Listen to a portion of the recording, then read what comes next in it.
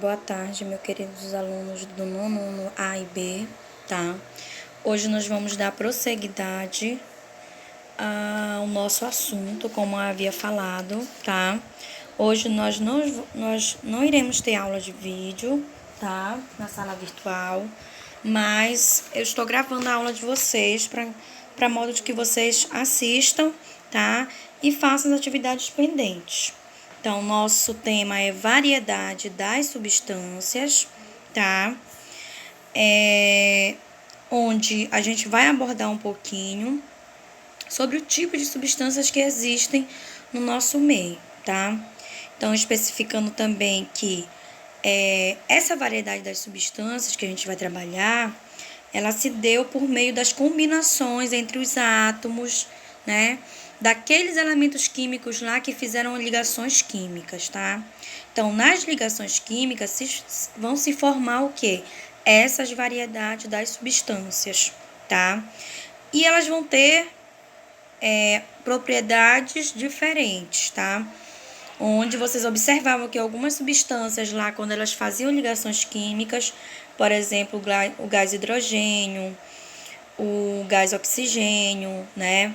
O NaCl, que é o cloreto de sódio, quando eles faziam ligações químicas, eles formavam substâncias distintas, tá? Então, aqui também eles vão formar o quê? Substâncias que vão ter características diferentes, tá? Logo, isso vai fazer com que essas características diferentes, né, que existem entre essas substâncias formadas pelas variedades das substâncias,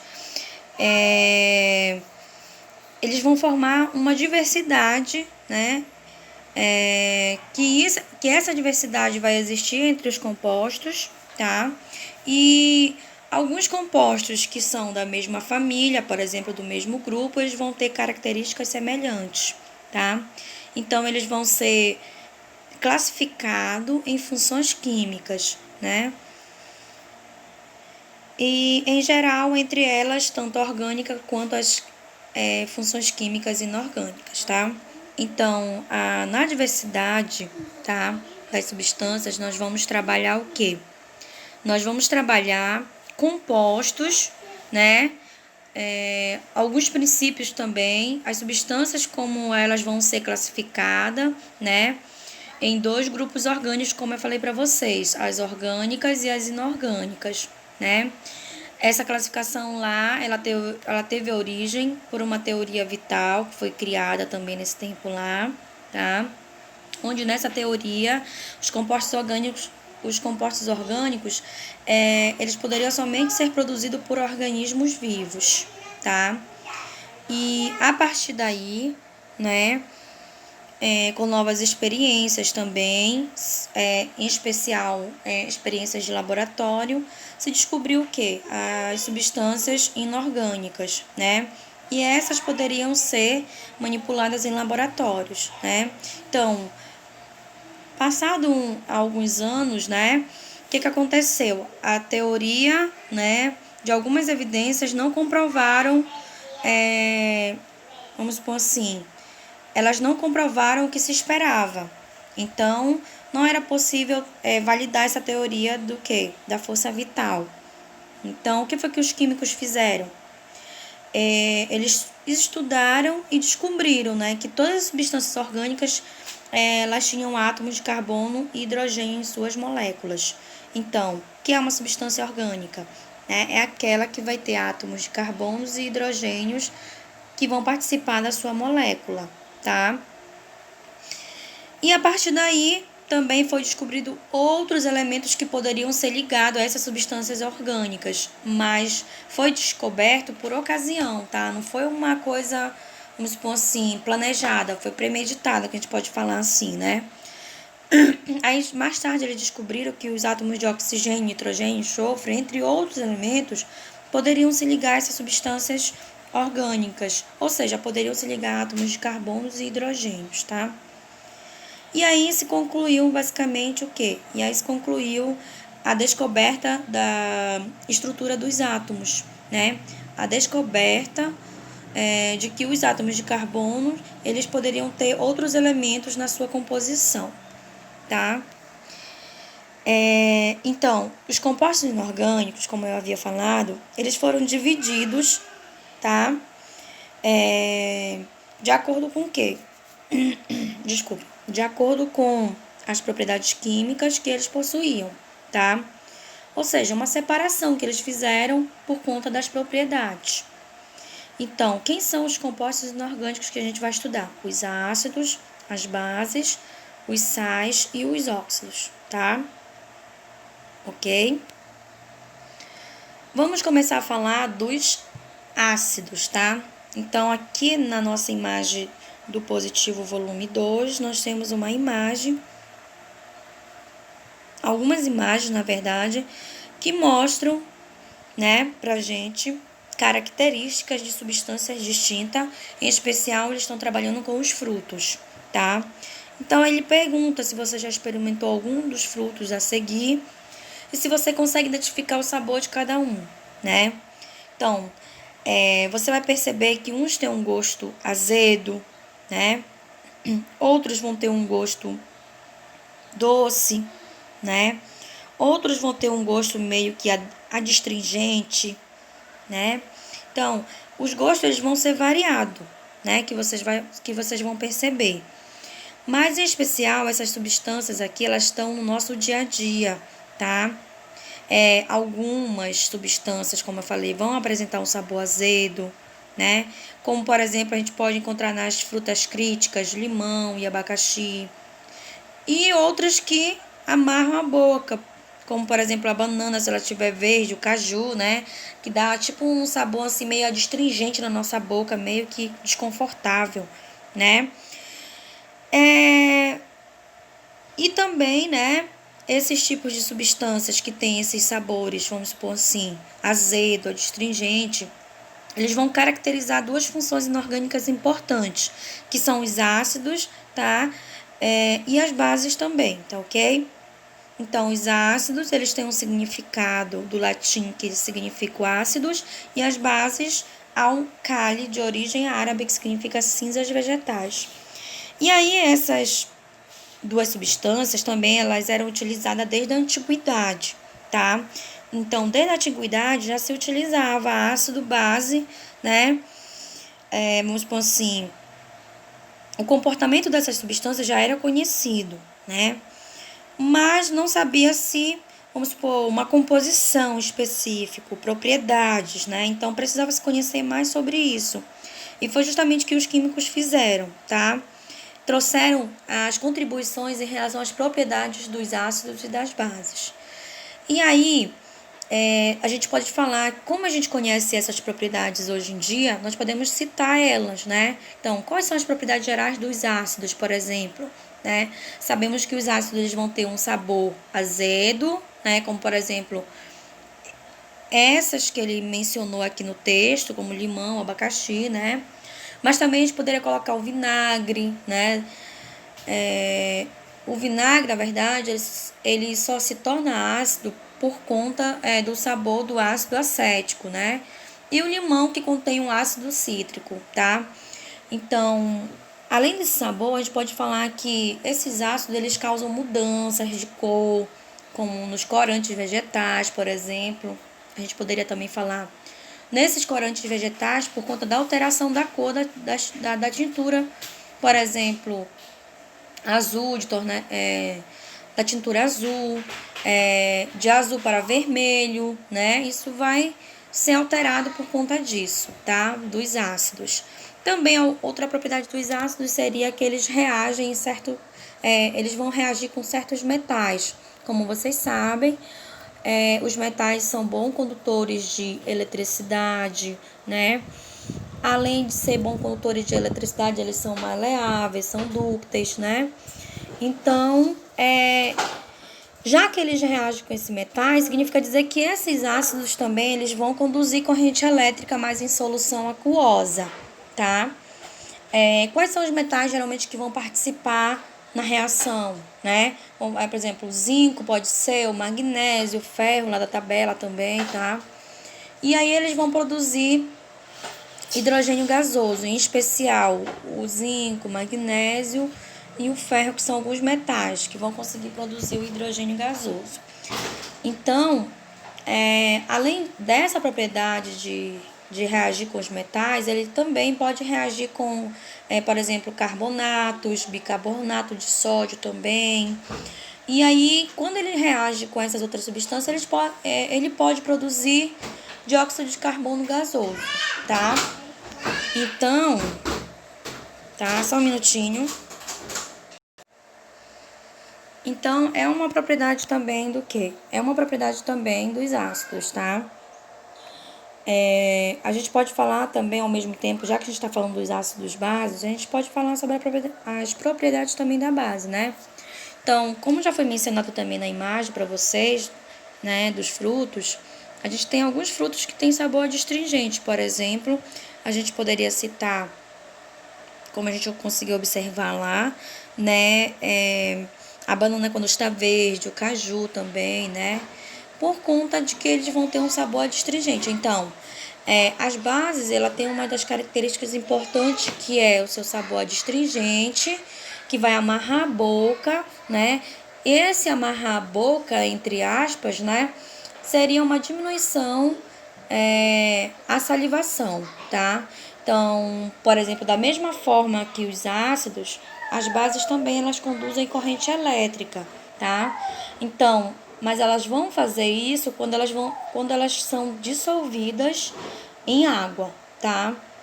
E além disso, há alguns indicadores, como por exemplo, que podem indicar se a solução é básica, que poderia ser o fenolftaleína, o papel tornassol, né? Também eles vão indicar essa mudança de cor em presença, por exemplo, de um hidróxido, né? Que é uma base, tá? Por exemplo, a fenolftaleína, geralmente, quando ela está à presença de uma base, né? Ela fica incolor, né? E a fenolftaleína vai ficar incolor, né? E aí ela torna-se vermelha. Então, o papel de tornassol, por exemplo, ele é vermelho. Se ele ficar azul, significa dizer o quê? Que as reações inversas que vão acontecer e vice-versa, no caso dos ácidos e das bases, tá? Aí nós temos algumas bases características, como hidróxido de sódio, que tem fórmula NaOH, tá? Ele é muito utilizado na produção da indústria, na fabricação do sabão, tá? De detergentes. Lembrando que esse hidróxido de sódio, ele é conhecido como soda cáustica, vamos supor assim, nos comércios, nos supermercados, tá? Em geral, tá?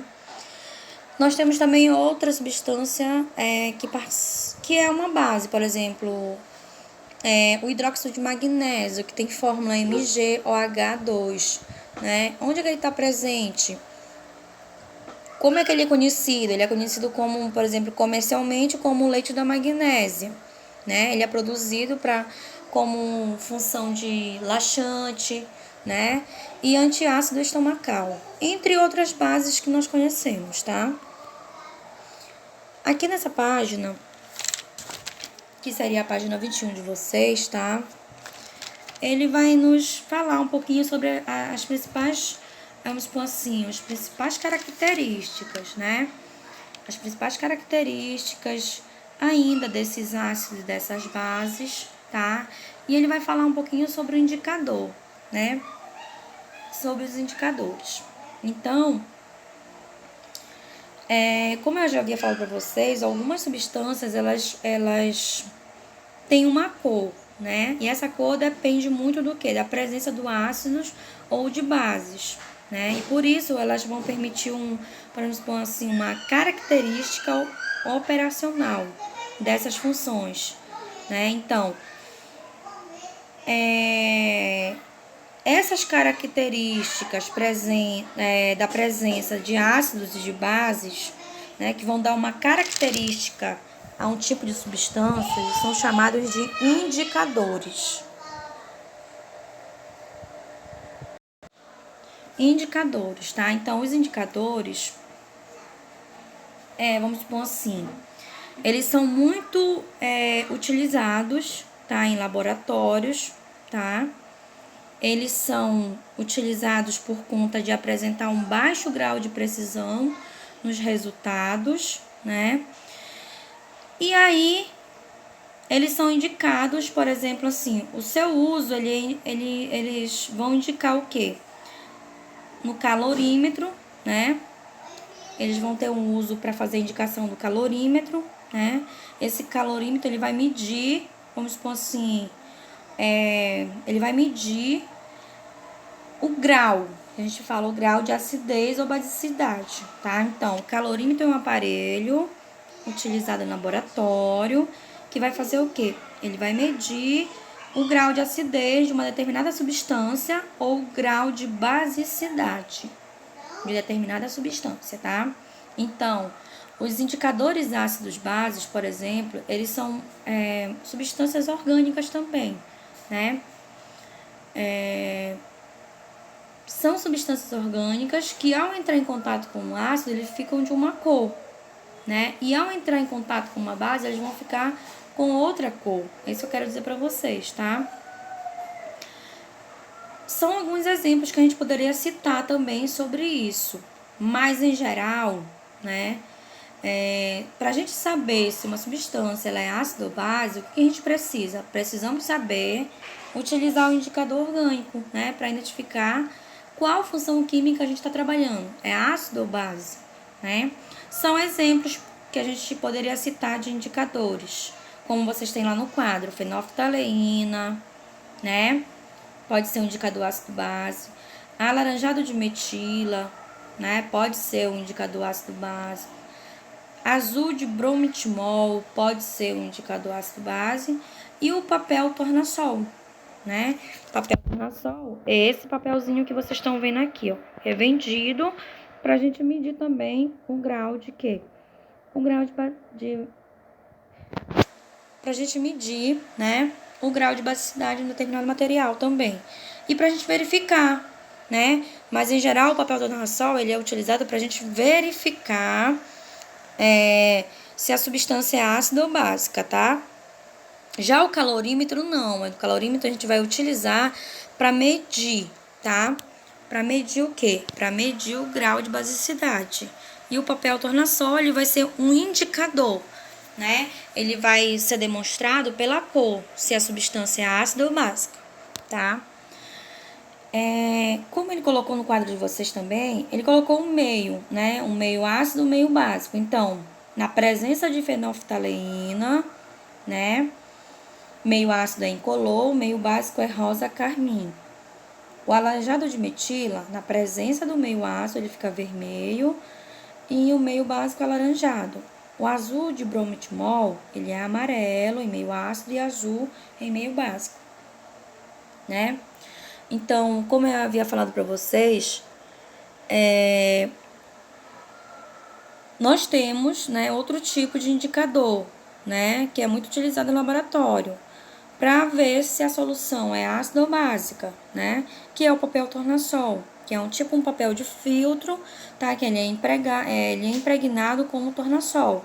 Então, ele vai ficar vermelho, né, em meio azul, ele vai ficar vermelho em meio ácido, desculpa, e azul em meio básico, tá?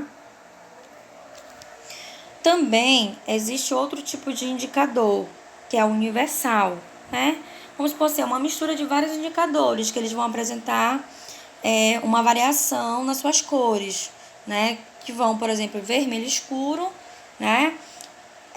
Esse vermelho escuro significaria dizer que é muito ácido a substância, o composto, e ao roxo, que é muito básico, tá? Então, de acordo com a sua escala de pH também, tá? Então, nós temos nesse quadro aqui embaixo, que ele está especificando para vocês, ele coloca lá tanto o pH, né, que a gente ainda vai falar do pH daqui a pouco, das substâncias, quanto do nome da substância que se trata. Por exemplo, a urina, o pH dela é 6. O café expresso, o pH é 5. Tomate, o pH é 4.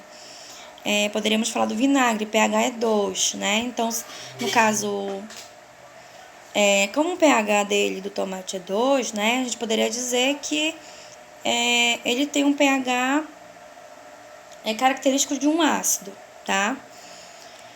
Entre outras substâncias que ele coloca, por exemplo, soda cáustica, o pH é 14, então significa dizer que é uma substância básica, tá? Como eu havia falado dessa questão do pH, que é isso que eu quero especificar agora no próximo slide, né? O pH, né? O pH, ele é vamos supor assim, um aparelho utilizado para medir o grau de basicidade ou de acidez. Ele vai medir, mas já existe uma escala de pH para a gente poder dizer se o meio é ácido ou básico, né? Como vocês viram anteriormente, eu acredito que vocês observaram lá na página de vocês, do positivo, na página 21, nós temos o pH maior que 7 e o menor que 7, né? Que é a escala